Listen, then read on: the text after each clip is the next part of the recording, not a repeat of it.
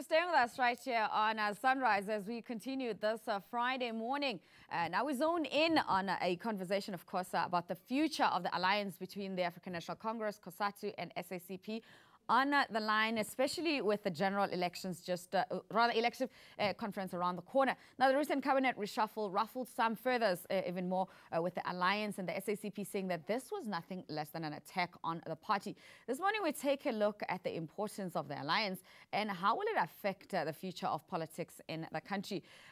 To talk about the alliance, we are joined, of course, in studio this morning by political analyst Thabo Shole-Mashao.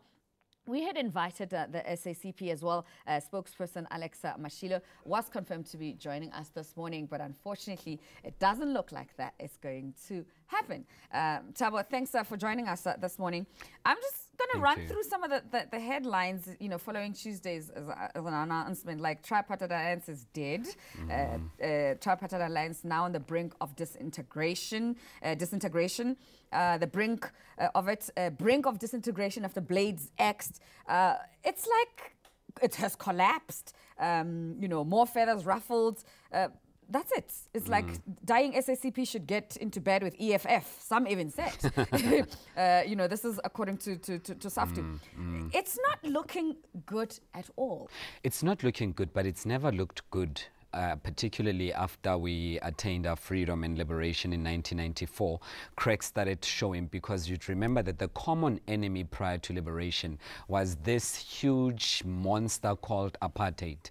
And it was easier for people to gather and come and face one cause despite their differences. Now that we overcame somewhat, and not wholly so, overcame somewhat this mountain of apartheid, at least the legal side of it, now the cracks are starting to show, because now the differences within the alliance are going to be more pronounced. It's not new. You'd remember in 1999, people were also saying that we are on the brink and the verge of a breakup of the alliance. And it's been like that for a number of years. And I'll tell you why. The reason is that, let's look at the SACP as a start, and because they were supposed to be here.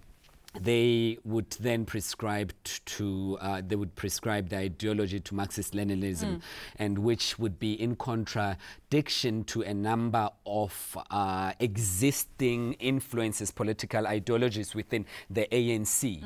On one hand, let's take a practical example and not be too philosophical about it.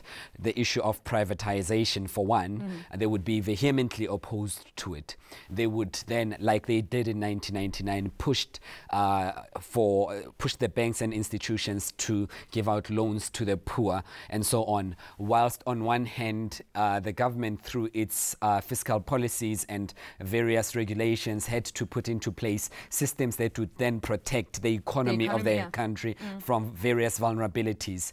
And in that way, you would have this broad church called the ANC being subdivided inside according to various ideologies, SACP being one of them, communism, socialism being one of those subdivisions, and they would always be at loggerheads whichever way. And the question is, can they be managed for coexistence? And the answer is, it doesn't look how like long? That. Okay, so what you're saying isn't sort of like in agreement with what SACP party's Jeremy Cronin once said. He said from 1994, it was just a big illusion.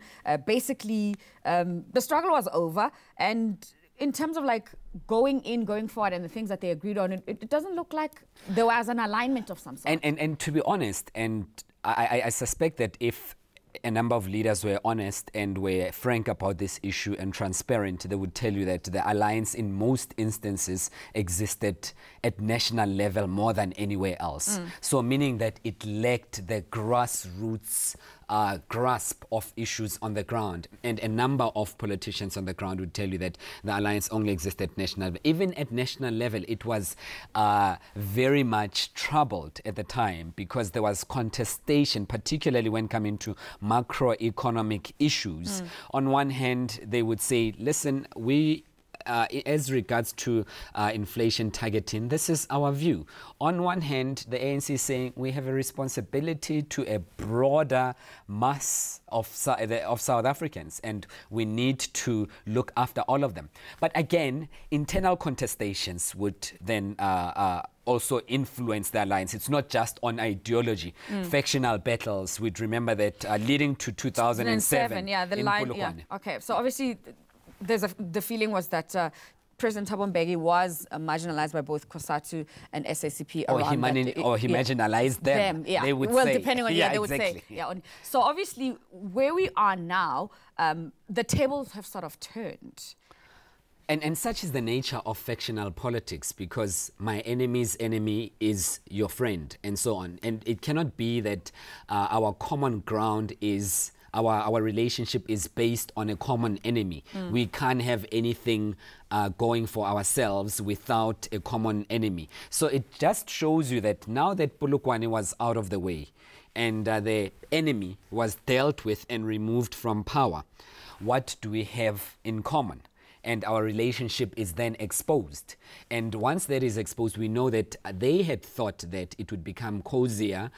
They would have more influence, which was one of the issues in Polokwane, that the door to the echelons of power had been closed and were very difficult to access for members of the alliance, of the other members of the Tripartite Alliance. And they couldn't access, therefore the influence was limited. Now they are, when bringing the current President Jacob Zuma on board, they thought that things would be much more cordial, they would be easier, they would have influence, and they'd have an opportunity to engage at least. And they realized that it's not as easy as they thought it would be. And the question then is asked by some in the ANC, if you feel that way, why don't you go? Okay, so now going forward with the elective conference coming in a few months, and of course the general election in 2 years' time, the question is, with the Deputy President Cyril Ramaphosa obviously running for leadership, he's speaking around unity and strengthening the Tripartite Alliance, and he comes from a background of, working with the working class. What does it say about him and his position going forward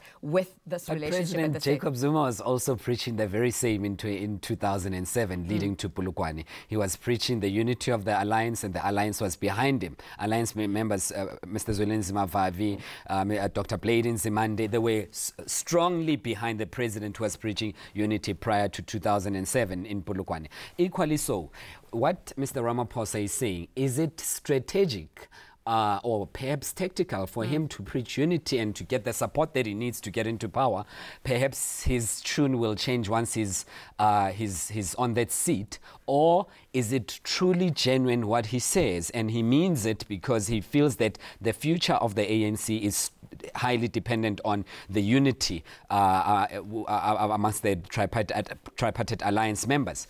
And right now, it is very difficult to tell. But if we were to use history to judge this, we would say everyone who is campaigning is calling for unity. Every single individual is calling for unity. But is that an electioneering mechanism, or is it genuine? Okay.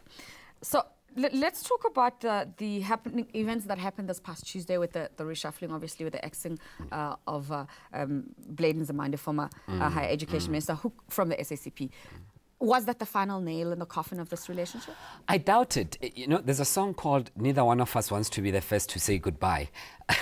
And I don't think that they are at that point where they would say, bye-bye, we are going, because they've been postponing it forever. And they went to conference, SACP that is, and they said, our members feel that we should go, we should face elections on our own. But then now we are taking it to our branches to discuss it. When are you going to decide? After the branches, there'll be more consultative steps to take. But the truth is, I think there is a convenient relationship that goes on where the SACP on one hand enjoys dancing with the ANC at night and goes back to sleep with its ideals back at home in the evening. And on one hand, the ANC also enjoys the support of the SACP and the and COSATU, because they feel that on the ground the two alliance members have given them proper ground support. and they can relate to them at that level, and they are bringing on board validity of a grassroots struggle. So at this particular point, I think the axing of the former minister, Blade Nzimande, it's a very clear sign to SACP that you are not wanted here anymore. But is there anything that can still be done to salvage the relationship? That is the question. Definitely. But the issue, the problem is that also you have cross-pollination of membership, because as much as some SACP members are SACP, they're also ANC members. Some of them are even NEC members. Yes. And what do? I mean, if SACP was really ready to break free completely, they were going to recall their ministers from the cabinet and say, guys, we've had it. The General Secretary has been recalled. We are pulling you back, and we are sending a very strong sign of protestation. But they are still saying, no, we want to influence from inside. So it's not anywhere close to the end. All right, let's take some Facebook comments. And what we asked our viewers obviously this morning is, do you think the Tripartite Alliance is on the brink of collapsing given the current political turbulence?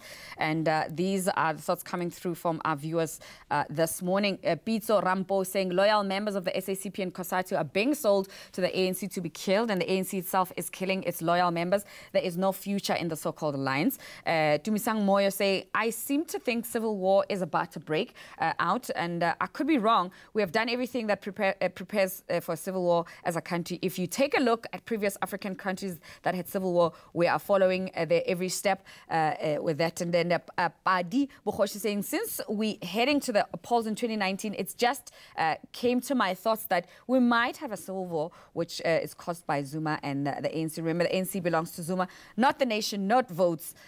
Mark my words. Are civil war the words that we should be saying in 30 seconds? You know, I don't think so. But what's happening in KZN, it's also extremely worrying, and the influence that KZN politics have on South Africa is just too much to ignore. I would like to believe that our structures, our institutions are far stronger than that, but our people also don't have an appetite to get into a civil war and get into an unending fight over politicians. I think our democracy has matured, and our people would fight to protect people.